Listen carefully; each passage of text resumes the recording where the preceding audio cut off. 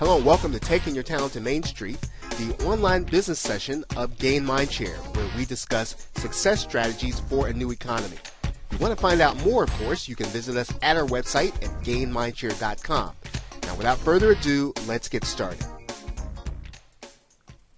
Welcome back, everybody. This is Charles Harper again, and I'm here talking with Kathy Mason. And Kathy Mason is with Mason Works, and she's out of Boulder, Colorado, although she meets with clients all over the world.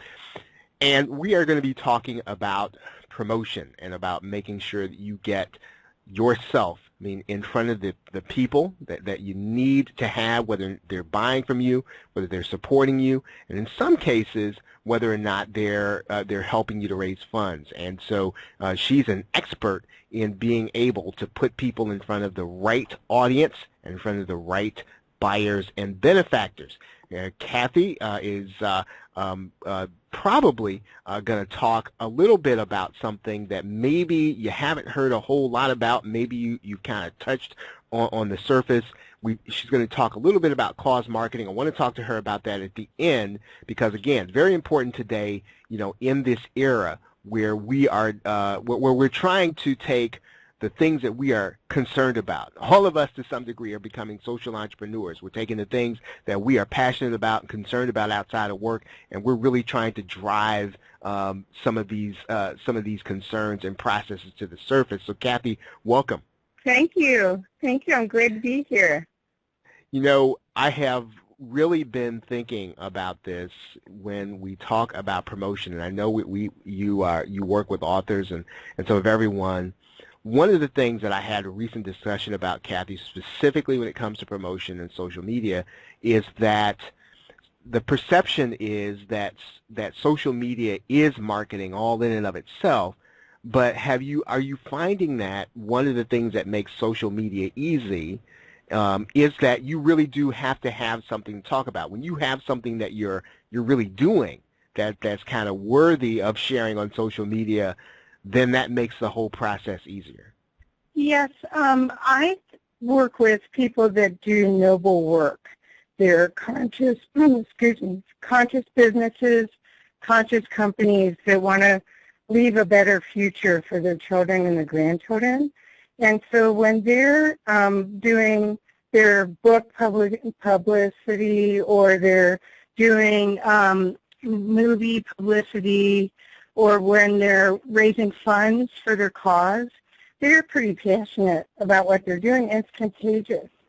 And people want to connect on their values anymore. There's a book that was written about 6 years ago, called Conscious Creators. And what it was is there's a different kind of way to connect with people on values. And people like organizations like Sierra Club have done an ideal job with that, where they've brought together people of all ages, all races, all creeds, but they all are passionate about the earth and wanting to protect it and the species on the earth. So you're seeing social media being the perfect vehicle for nonprofits like that, or people that have causes that really go beyond all sorts of the normal demographics that we used to use for finding the target market. It's really different now. A lot of the marketing plans and business plans that we do, the first part of the component of the plan is working on your values, because that's how you connect at a very deep level. And it is the other part about what's happening in the industry now that I'm very for. I'm not sure everyone would agree with me, but what happens is people, it used to be 10 years ago that you had a business account and you had a personal account. And it showed up one way in your business and one way in your personal. Well, now it's just becoming so apparent that people do business with people. And it's not with a company. It's with a person who has a family or a grandkid or a cat or a dog. And they want to actually have that kind of relationship, a personal relationship that they trust, know, and love, what the person's going to do. They're entertained by it. So that's the platform we're in. So you even see large corporations doing a lot of marketing in a different way where they're enlisting their employees to actually help rather than just have a marketing department.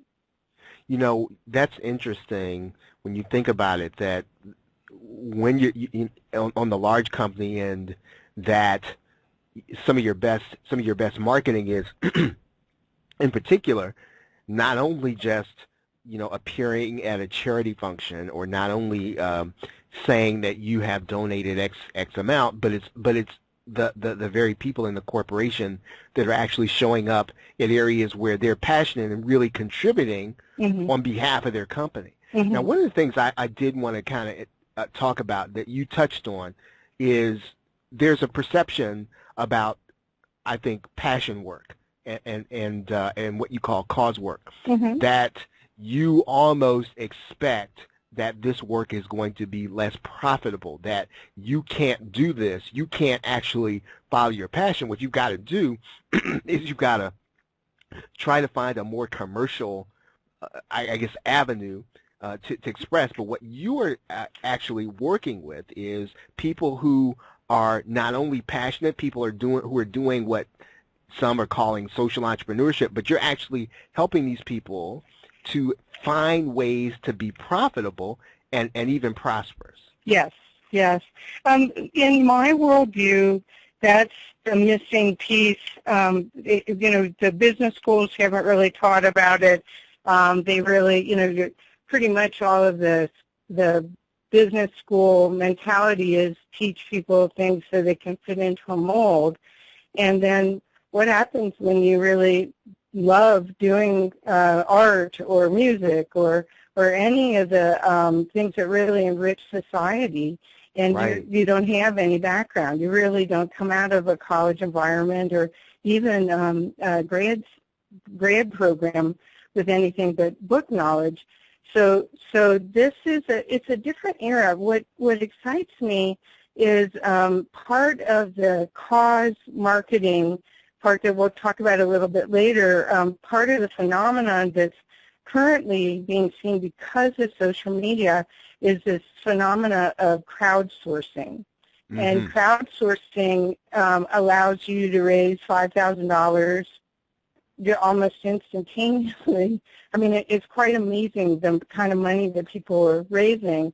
So if you have a book in you and you just got to get the book out, but you don't have the $10,000 that you feel like you need to get them printed, to create a quality product, and to do some marketing, you can actually set up a crowdfunding system and get money. And I've worked with several people that have done that.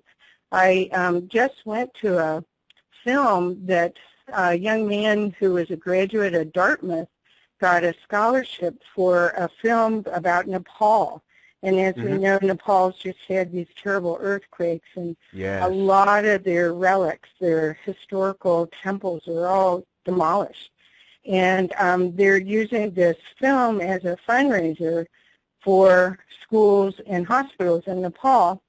But he only got a certain amount from his scholarship for Dartmouth. He was about $5,000 short, so he ran a crowdfunder, got $5,000 more, and now the film is being shown all over. It was shown in Japan. It's being shown here in Colorado, and who knows where all it will go. But my point is that at this point, we don't have to let money be the barrier to success.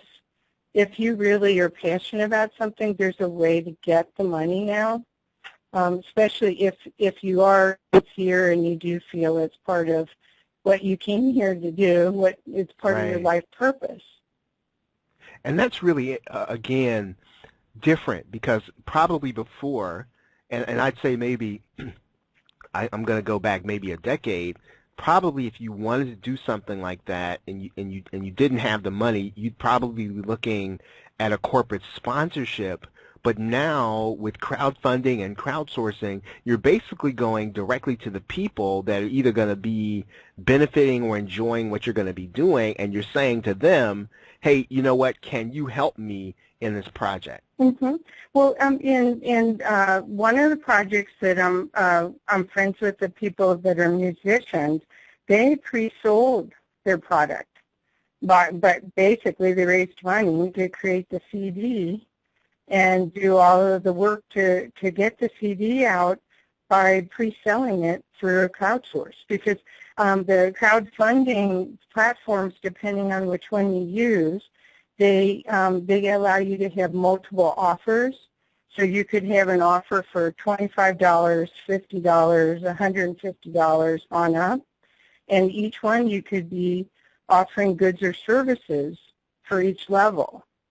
And a lot of people are doing it this way. That's how they're getting the money to get their passion out.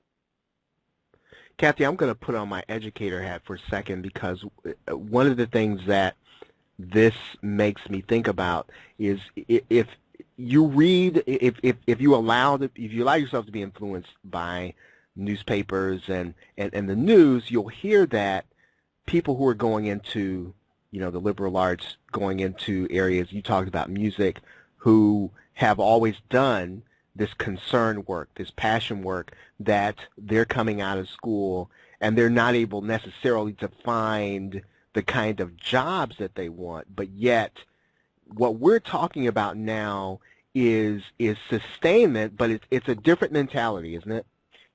It's partially, I think it may, all of these components are integral to this all happening.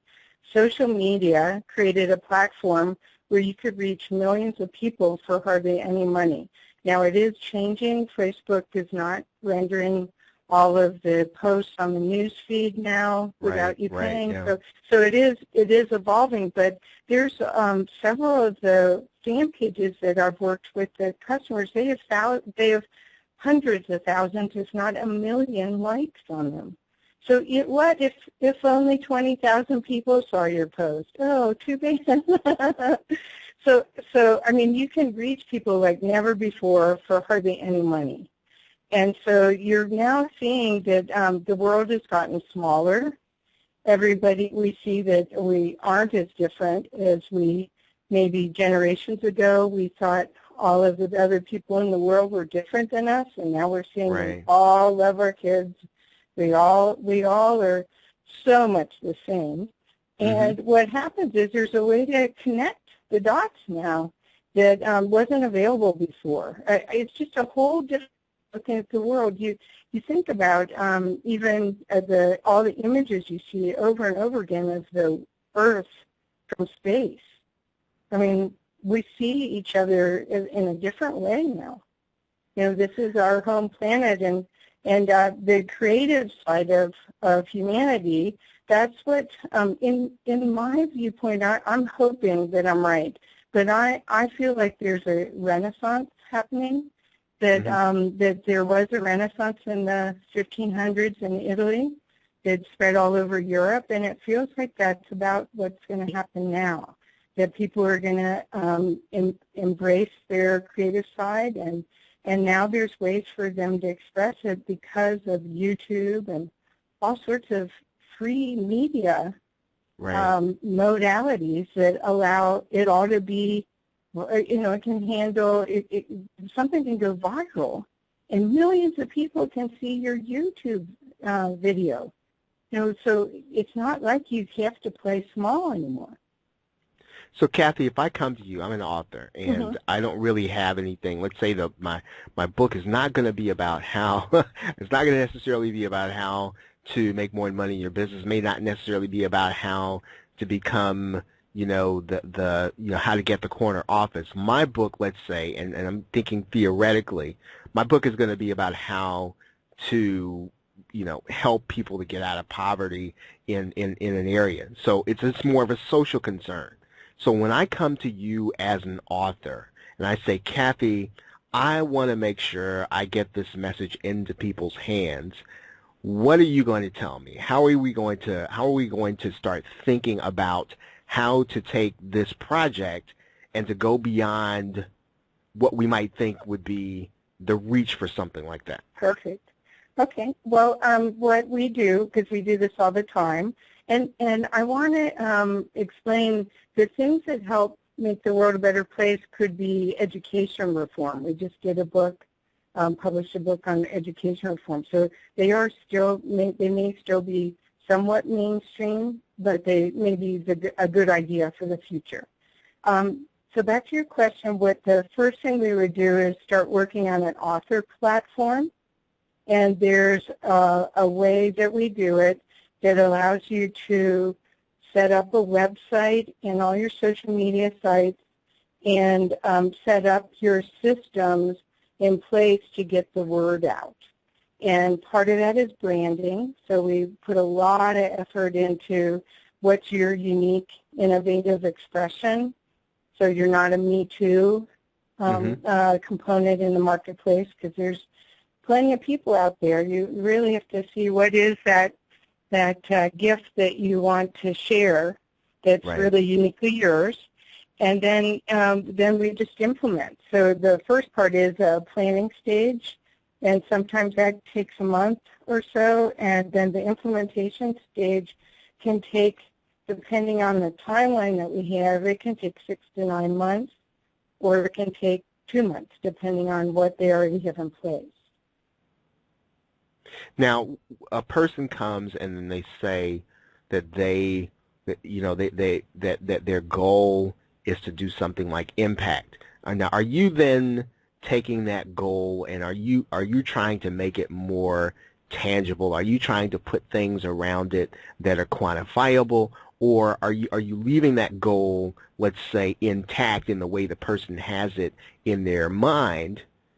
When you approach this idea of getting them out to their people? Yeah, I get understand.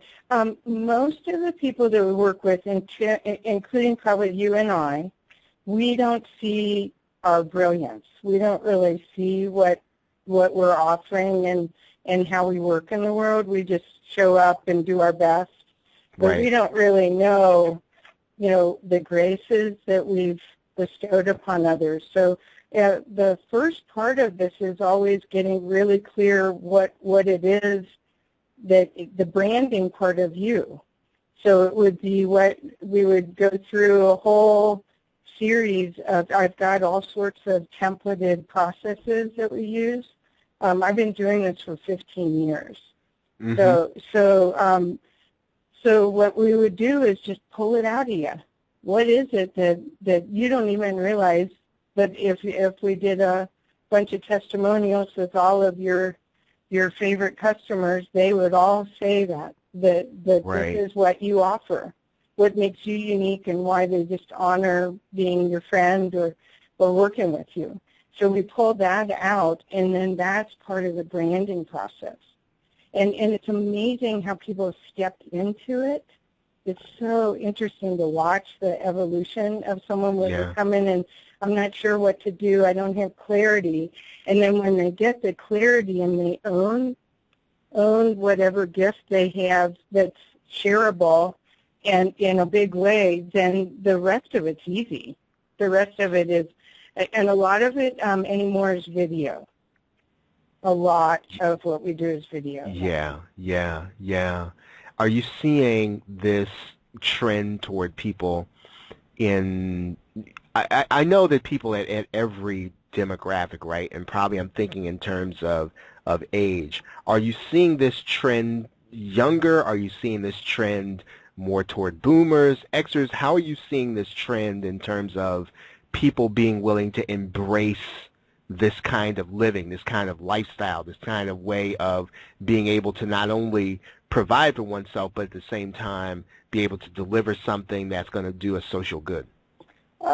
I would say that a lot of my client base is more boomer, but I do, like yesterday I was working with someone who's quite a bit younger. So it varies. Again, it's more, if you feel pushed to get your message out, whether you're going to work with me or you're going to work with someone else, it's time for you to do it. And it doesn't really matter age or education. I mean, look at the people that have done incredibly well in our society.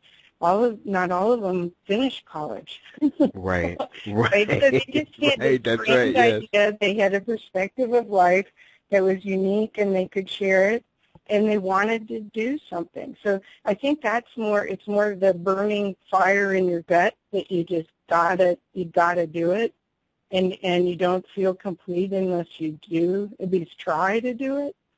And then if it fails, you'll have to see if you want to keep trying. But anyway, to answer your question, I would say a lot of my clientele is more boomer 40 up.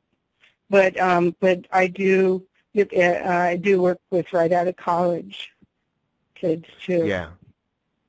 Yeah. And again, when I think about it, what you're saying resonates, I think, with a lot of people. What I'm wondering is, what does a person have to do? They're hearing you and they're saying, Kathy, yes, I want to be able to do this. However, I just can't see how I'm going to how I'm going to keep my lights on and do this. So when a person says that to you, Kathy, how do you help them? At the very least, how do you help them to embrace what you're talking about? Well, there's plenty of organizations that are nonprofits where they could start, where they could get a feeling for where they could contribute. And I mean, if you want to make the world a better place, and you're not sure what part of it is your part, then just be with like-minded people. There's meetups, there's nonprofit organizations, there's book reading groups, there's churches. I mean, there's lots of places where people can start to get a feel for this, I like this, I don't like that. And I would definitely always suggest that they start with social media just to start creating friendships. Right. A lot of people get incredible business done on Facebook. I mean, the messenger part of Facebook a lot of times is an easier way to get a hold of people than email. It is, yeah. So, yeah, and all over the world. So I mean, they can't go wrong getting on social media.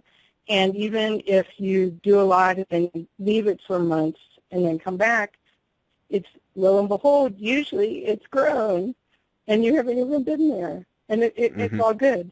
So that's one of the recommendations. But I mean, if they're not ready, if they're not ready, I mean, what I'm talking about is the people that I'm working with, they don't want to not, they have a fire in their belly about it. They've really got to figure out a way, and that's where the Kickstarters can make a big difference. That's where, in the old days, you went to your parents or you went to your grandparents. Right. You tried to figure out who can I borrow money from, and you don't have to do that anymore. I mean, it's a very clean deal. The business of crowdsourcing, there used to be two major sites. One was Indiegogo and Kickstarter. Yep. And Kickstarter, if you don't make your full amount, you don't get to keep it. But now there's probably 100 choices. Right. So it's a phenomenon that's not going to go away. Certainly easier than going door to door with Girl Scout cookies or Boy Scout popcorn. And, right, yeah. And all of us that have been parents or our parents have done that, or neighbors have hit you up for every single kid's stuff. So, I mean, I think crowdsourcing is going to be a phenomenon that's going to really change how everyone does business. So when you have an author who's listening, or you have, let's say, someone who is a speaker, and they are saying, how do I get started? How do I start educating myself? So where's the place to start? Some of this stuff I know is new to some people. There's certain parts of it when you talk about crowdfunding. So where does a person start, Kathy? Well, where's the baseline? If there's an author, I don't know what the national version is, but in Colorado, I'm on the board of directors of the Colorado Independent Publishers Association. And it's very inexpensive to go to these group meetings. I'm sure there's a national version of it, so it's Independent Publishers Association, where you could go as a guest and just start learning what all the pieces of the puzzle are and see what it costs to do. You'll learn so much. The publishing industry has changed dramatically from the traditional publishers to these independent publishers, and there's all sorts of versions of them, which each one is like a customized offering. So that's what I would do. I would start finding out if you do have the impulse to build a book and get your. I mean, that alone is an achievement, writing a book and getting it out there. So that could be a good place to start. I will be selling and setting up classes. I'm doing training right now on social media for several clients.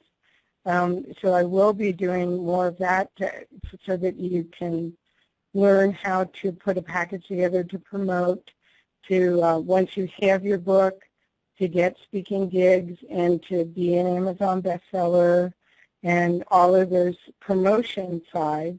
So I will have that. I don't have that yet. But that may be, they could Google promoting your book. So I think, you know, the internet makes all of this accessible, and I would just encourage everyone to check it out. I mean, you have nothing to lose to check it out. And you'll know. Yeah. No, what I wanted to know now is, you've clearly distinguished yourself as an expert to us, so we want to know now how we can hear more from you. Oh, great. Okay. Well, I set up a page where I am offering a free download on my site, and the URL is Mason, M-A-S-O-N, Works, W-O-R-K-S, Marketing, MARKETING.com, /presents/fundraising. And on that page, you are able to download a presentation that I gave in March at a big event about using social media for fun and fundraising. And on the download page, you'll get a PDF, and you actually see a recording of the video of me giving the presentation about that, using that PDF, using those slides. So do you want to say it again, or do you want me to say it again, Charles? Yeah, no, I want to say right now, I have this slide presentation. I didn't see the video. I'm now a little jealous. I'm going to go back and watch the video now. I really, and I would encourage you, if you're listening, that this is a great reference, and I have been referring to it because it is a way for me to get my arms around everything. And I guess one of the things I just asked Kathy was how to get started. Here's a great place, a great way to get started thinking about these things and to really have one place of reference. So yes, Kathy, if you could give us that URL again, that would be great. Okay. It's www.masonworksmarketing.com /presents/fundraising. Okay, yes, everybody, fantastic. Again, yeah, I'm going to encourage you to go on over and get that report. It's very well done, and then and admittedly, Kathy, I've not seen the video, but I will be watching it now along with my report. And this has been helpful because I think everyone has a little bit of these days, a little bit of social entrepreneur in them. Even if they're pushing to get profits, they've also got this piece of them that they've always wanted to do one area of good, some people more than others, that they can now, there's an avenue, there's a way, there's a venue, there are ways that you can do, and get in touch with people to kind of help you. Kathy, so is that the best way to get a hold of you, is to go to that page? Yeah, that's the best way, and I'm happy to help in any way I can.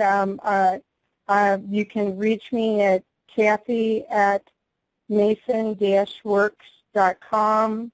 Once you get into that product, you'll be able to just download it for free, and then you'll be able to contact me off of that PDF as well.